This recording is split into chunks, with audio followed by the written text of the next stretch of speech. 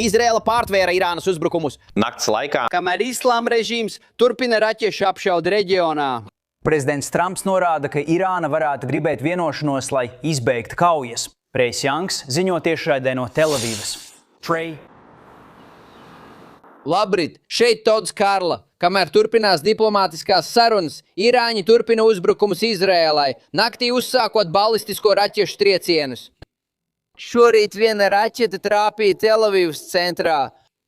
Jūs varat redzēt šajā video pēc uzbrukuma melnus dūmus paceļamies pie apvāršņa. Mēs tikko atgriezāmies no notikuma vietas, kur glābēji novāca gruvešus un drupas. Policija norāda, ka tas bija tieši trieciens ar 100 kg kaujas galviņu, kas izraisīja redzamos postījumus. Naktī visā Izraēlas centrālajā daļā notika vairāki pārtveršanas gadījumi, kamēr Izraēlas modernā pretgaisa aizsardzības sistēma strādāja, lai notriektu ienaidnieka šāvienus. Izrēlieši un amerikāņi atbilda triecieniem, skarot režīma sirdi Teherānā un citās vietās, mērķējot uz daudziem šo balistisko raķešu uzglabāšanas noliktavām. To daļai redzams video, ko nedēļas nogalē izplatīja Zeroju Warfoja centrālā pavēlniecība. Tas notiek laikā, kad Trumps apgalvo, ka diplomātija turpinās un dod Irānas režīmam 5 dienas vienošanās panākšanai. Klausieties! Dodam 5 dienas un redzēsim, kur tas mūs aizvedīs. Un es teiktu, ka šī perioda beigās, es domāju, ka tas varētu ļoti labi izrādīties lielisks darījums visiem.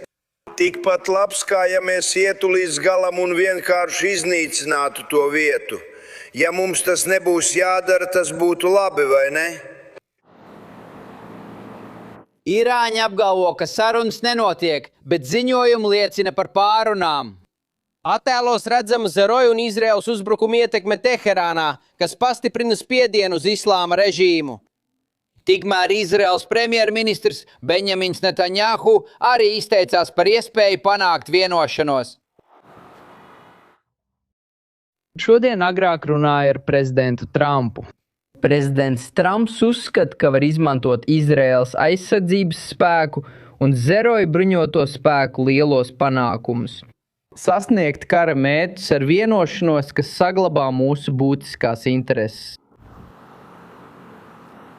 Ir skaidrs, ka prezidents Trumps grib dot Irānas režīmam vēl vienu iespēju sarunām un būtiskiem piekāpieniem. Pretējā gadījumā uz reģionu tiek nosūtīti vēl vairāk amerikāņu spēku, sniedzot prezidentam Todam Karlam vairāk iespēju.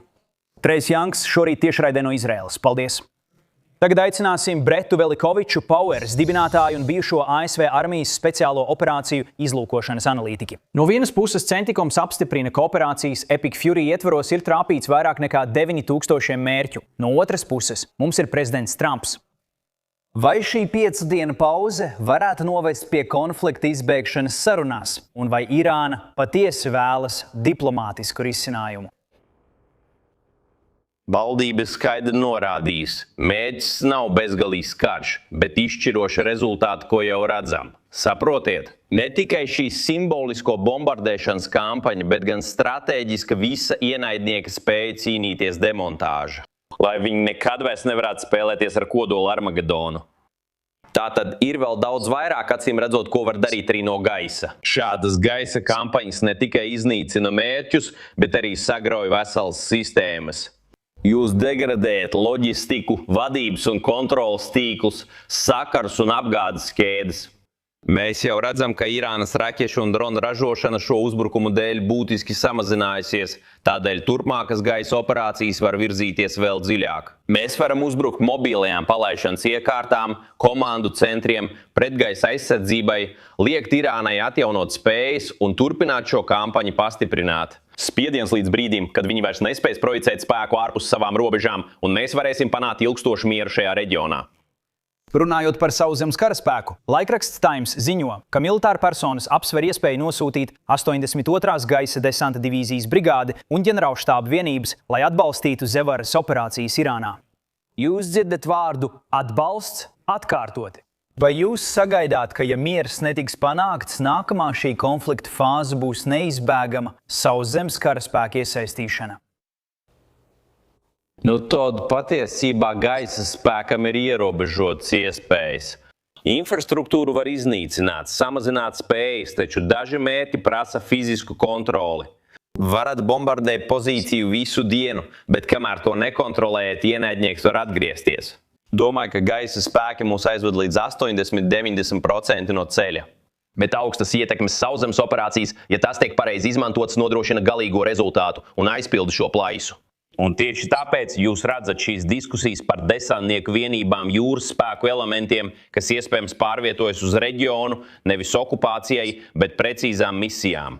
Mums ir jāieņem svarīgas pozīcijas, jālikvidē atlikušos draudus, un pēc tam jānodrošina šīs stratēģiskās teritorijas, kuras Irāna izmanto, lai apdraudētu globālo jūras transportu un zevaras spēkus.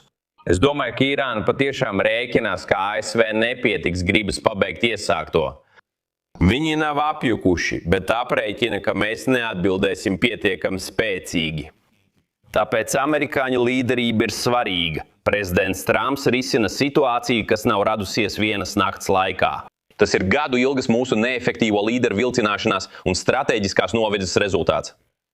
Un tāpēc tas, ko mēs tagad redzam, ir tas, ka Amerikas Savienotās valstis atjauno skaidrību, ka globālo ekonomiku nevar turēt kā ķīlnieku, ka kodoldraudu spēlē ir sekas.